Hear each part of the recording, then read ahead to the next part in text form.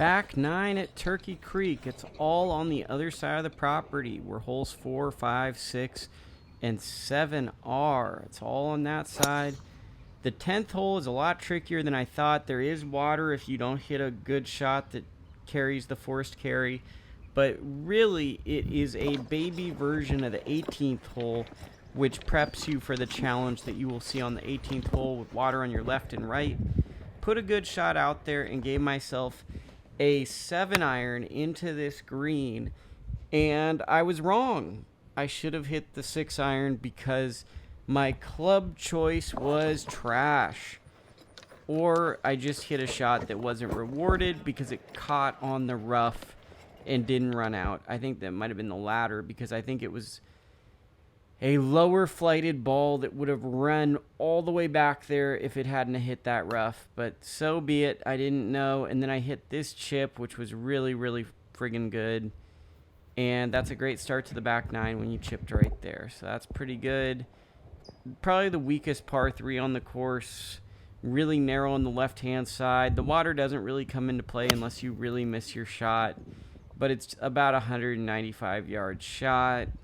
Just not one of my favorite type of shots because I'll always feel like I'm in between clubs even if I have the perfect number. I hate when these holes are really, really tight because it just adds to my misses.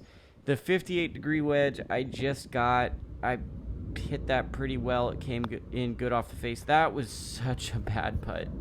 I actually laughed when I watched that again. That was such a bad tempo for a putt, but bogey. I didn't like the hole to begin with. That's fine.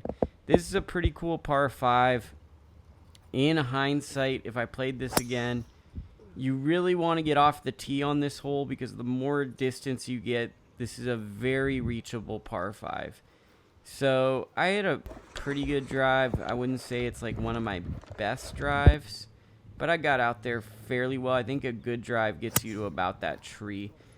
Missed my 3-wood, and if I had caught it a little bit better, I think I would have caught this downslope, and the downslope would have put me down towards the green. So it's a risk-reward hole because the one thing that you got to take into mind is if you miss anywhere to the left or right, you're not going to be very, very happy at all. As you can see, I was drinking a little Gatorade because it was really hot, and there's that downslope I'm talking about, and that club came up a little short. It was probably a 9-iron or pitching wedge that I was trying to get in there. Came in a little short. I'm experimenting with shots with the 58.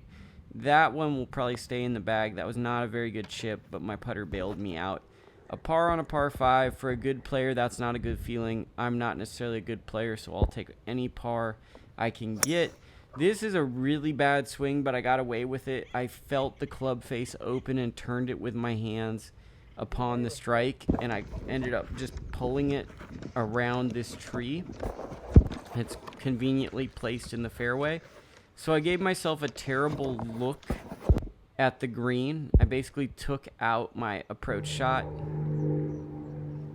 But my Patrick Reed film study has been paying off because I hit this low knockdown to about 50 yards or so, and it's a short par 4. But the goal was keep the ball in play, and then when I'm within 50 yards, let's play to get up and down. Let's not lose focus, and let's really, really work hard on valuing each shot as each moment. And I was able to get up and down from 50 yards and save a par. And when you get those type of pars, they feel better sometimes than a birdie because you worked your butt off. This hole feels a lot like the Spyglass par 3s on the back 9.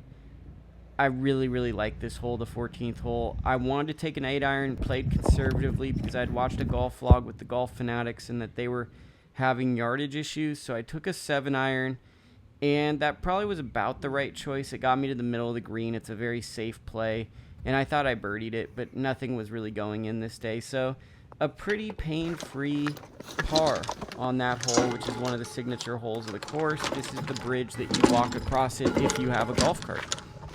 The next hole, I should add, at this point, my phone got to 20% battery, and I was waiting about 15 to 20 minutes on every single hole, so I'd kind of lost momentum, and I was mostly just a blogger just blogging for the sake of blogging, because it was the fun from the round had been taken out because of the pace of play. So I hit a 3-wood out there. Then I hit a pitching wedge that I pulled. It was probably a ridiculous club, but I'm now worried about the phone battery, and it ran down that hill all the way to the front of the green. Gave myself a close birdie look, but made par. These holes are probably going to fly by because I was just worried about not giving you guys all the holes. Best drive of the day, that was really, really smoked. I wish I knew how to do top tracer and stuff, but I think you guys appreciate me for who I am. You hit down a cliff, you can really go for it. I had about 215 into this par 5, and I didn't quite get all of this 3-wood, and thank God I didn't, because I think if I had gotten it, it would have gone over the green. So I got enough of it, but I didn't quite get all of it, and it was about, I don't know, 10-15 yards from the hole. I missed filming my chip for some reason. I think I put it on time lapse instead of regular video, and then I hit a really bad chip that went over, didn't read the swell, and I made a par from close, but we're not going to sit here and complain. 17th hole is a lot like a lot of these holes where it's just a very narrow, short par 4. It's what you call a risk reward. Do you want to take on distance and have a short approach shot, or do you want to sit back and give yourself a bigger yardage but be more accurate? I took an 8-iron. I was down by this big tree. I thankfully missed a little right, but it stayed in play, and this is what the hole looks like. It's fairly tight. Put it in the bunker, and this is, I think I'm back to playing good bunker shots because I just felt so good under that, and I have a new visual cue for hitting bunker shots. Made par. Really, really scrambling well on this day, so that's a positive sign.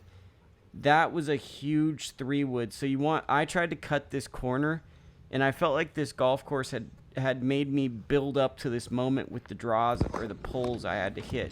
So I just picked a line, and I wanted to go over the marsh at a certain point, and I hit my 3-wood about as good as I can hit it, and it barely made it over the water, and that was a really long drive with my 3-wood to get it out there. So I was pretty pumped on that. Gave myself a 6-iron, hit that about as well as I can hit it. So I went 3-wood, 6-iron, and I thought that could have been right at the pin. And then you look at the water that you have to hit over on the final hole, and it was right on line with the pin. It was about 5 yards short with the carry to be there. Anything too short is going to go back to the water. And then I got unlucky on this chip. I hit it, and it just hits this little part of the fringe that made it run out, but I made that. Thank you for watching this vlog. I appreciate anyone who contributes or subscribes or even likes a video. This is a passion project, and I'm just trying to do the best I can.